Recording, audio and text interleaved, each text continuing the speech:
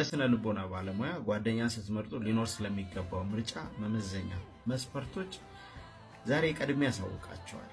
በተለይ ደግሞ በአፍላ እድሜ ላይ ላላችሁ ወጣቶች በጣም ጠቃሚ ነው። እስከ መጨረሻው አዳምጡት። መልካም ጊዜ። ጓደኛ ስትመርጥ አመለካከት የምትመርጠውን ጓደኛ ይወስናል።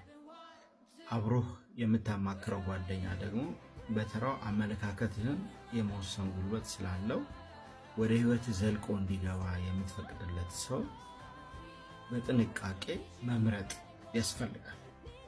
ጓደኝነት እንደ ሊፍት ወይም ደግሞ ኤሌቬተር ወይ ወደ ላይ ያወጣሃል ወይ ደግሞ ወደ ታች ያወርዳል የሚባል አባባል አለ። ሌላ ረዘም ላለ ጊዜ የከረመ አባባል በአጠገብ የሚገኙ 5 የቅርብ ጓደኞች ጭማቂ ነህ ይባላል እና እነዚህ አባባሎች ልቦናን የሚያነቃቃ እውነታ ይዘዋል። የቅርብ ጓደኞቻችሁን ያስክበት የራስ የሆነ ምክንያት ቢኖርህም ለውጥ ለማምጣት የምትፈልግበት ጊዜ በዙሪያ የሚገኙ ሰዎች ምን አይነት ሰዎች እንደሆኑ ማሰብ መጀመር አይቀርም። ስለዚህ ከዚህ በታች ጓደኛን ስንመርጥ ሊኖር ስለሚገባ ምርጫ መመዘኛ ነጥቦችን እንደ ስነ ልቦና ባለሙያ ሐሳብ ሰጣችኋለሁ ማለት ነው። እናንተም ደግሞ ከራሳችሁ የህይወት ተሞክሮ ጋር እየወሰዳችሁ ራሳችሁን እየገመገማችሁ ለተሻለ ሐሳብ እንድትቀርቡ ስለምፈልግ ማለት ነው። የመጀመሪያው ወደ ላይ መምረጥ። የማደግና የመሻሻል ፍላጎት ካለ የምትይዛቸው ጓደኞች ካንተ ከፍ ያሉ እንዲሆኑ ትመክራለህ። ከፍ ያሉ ሰዎች ከፍ ያደርጓል። የበሰሉ ሰዎች ብስለትን ያስተዋውቁሃል። ይህንኑ ተመሳሳይ መሪ በመከተል ያንተን ላቅ ያለ ደረጃ ፍለጋ አንተን የሚቀርቡ ሰዎች መኖራቸው ሁኔታ እንደተጠበቀ ሆኖ አንተ ግን ወደ ላይ መመልከትን መዘንጋት የለብህም። ሁለተኛው ተመሳሳይ መሪ ያለውን ምረጥ። በልዩነት ውስጥ ያለውን ውበት ሳንክድ አመለካከትንና መርህን አስመልክቶ ግን ተመሳሳይነት ያላቸው ሰዎች መቅረብ ስኬታማ ያደርጋል። መርህን አስመልክቶ ልዩነታችሁ ከጎላ ሰዎች ጋር ጓደኝነት መያዝ ወደፊት ከመራመድ ይልቅ ልዩነትን በማስታረቅ ዙሪያ የሚሽከረከር ግንኙነት ውስጥ እንድትቀሩ ያደርጋል።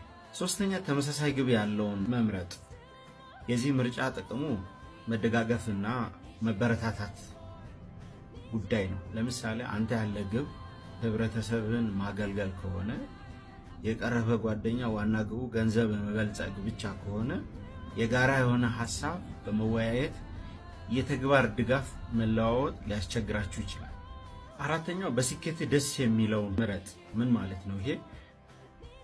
በተሳካለ ቁጥር ካንተ ጥቅምን እንደሚፈልግ የሚያሳይ፣ ስለ ስኬት ስትነግረው ብዙም ሐሳብ የማይሰጥ፣ ስኬትን አስመልክቶ ካንተ ጀርባ ለሌሎች የሚያወራና የመሳሰሉት ባህሪ የሚያንጸባርቅ ጓደኛ ከማድረግ በፊት ደግመ ልታስብበት ይገባል። አምስተኛ በውድቀትና በችግር የማይለይህን ምረጥ።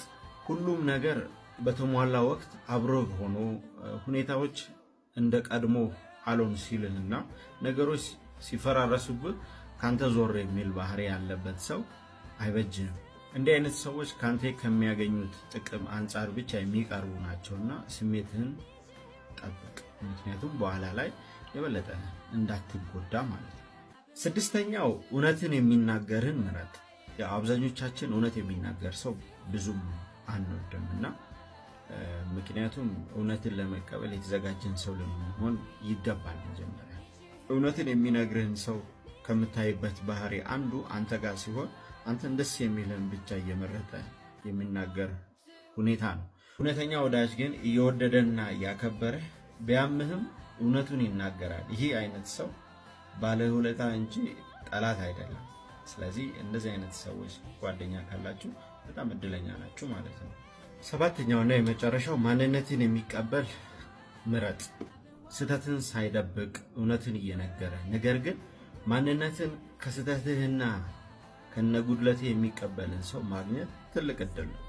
እንደዚህ አይነቱን ሰው ካገኘ ለጓደኝነት አትለፈው። እንዲህ አይነት ሰው ባወቅ መጠን እንዲሁም ወዳጅነቱ እየተመቻቸ ይሄዳል። በተጨማሪ እውነተኛ ወዳጅ ዘርን፣ መልክና ቆመናን እንዲሁም ሁለንተናን የሚቀበል ሰው መሆኑን አትዘንጋ። ስለዚህ እንደዚህ አይነት መጀመሪያ ከመሳሳታችን በፊት ጓደኛዬ ማን ሊሆን ይችላል ብለን እንድናስብ ሐሳብ ይሆናችኋል፣ መንደርደሪያ ሐሳብ ይሆናችኋል ማለት ነው።